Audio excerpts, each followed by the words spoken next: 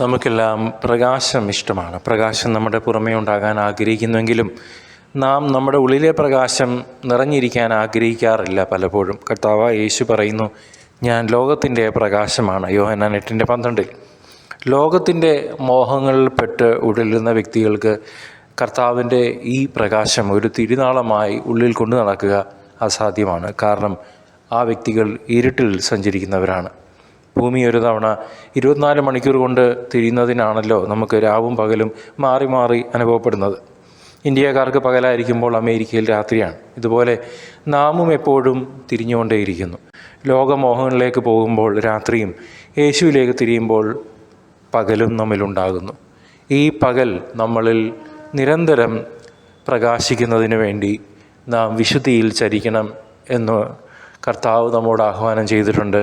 വിശുദ്ധ ലിഖിതങ്ങൾ പഴയ നിയമം മുതൽ പുതിയ നിയമത്തിൻ്റെ അന്തിമമായിട്ടുള്ള വെളിപാടിൻ്റെ പുസ്തകം വരെ ഈ യാത്രയെപ്പറ്റി വിശുദ്ധമായി ചരിക്കുക, പാപത്തെ വെറുതുപേക്ഷിക്കുക, പശ്ചാത്തപിക്കുക, ഇതാണല്ലോ ആ ആത്മീയ യാത്രയുടെ അന്തസത്ത.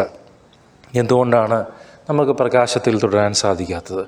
എല്ലാ കാര്യങ്ങളും മുറിമുറുപ്പും തർക്കവും കൂടാതെ ചെയ്യുവീൻ. അങ്ങനെ നിങ്ങൾ നിർദോഷരും നിഷ്കളങ്കരുമായി തീർന്ന് വഴി പിഴച്ചതും വക്രതയുള്ളതുമായ തലമുറയുടെ ഇടയിൽ കുറ്റമറ്റ ദൈവമക്കളാവട്ടെ. അവരുടെ മധ്യേ ലോകത്തിൽ നിങ്ങൾ വെളിച്ചമായി പ്രകാശിക്കുകയും ചെയ്യും. ഫിലിപ്പിയർ 2:14-15 തിരുവചനങ്ങളാണിത്. നമ്മുടെ ജീവിതത്തിൽ തർക്കങ്ങളും മുറിമുറുപ്പുകളും സ്ഥിരമായുള്ള അവസ്ഥയിൽ നമുക്കൊരിക്കലും പ്രകാശത്തിൽ ചരിയാൻ സാധിക്കില്ല എന്നുള്ളത് തിരിച്ചറിയാം. താൻ പ്രകാശത്തിലാണെന്ന് പറയുകയും അതേസമയം തൻ്റെ സഹോദരനെ ദ്വേഷിക്കുകയും ചെയ്യുന്നവൻ ഇപ്പോഴും അന്ധകാരത്തിൽ തുടരുകയാണ്.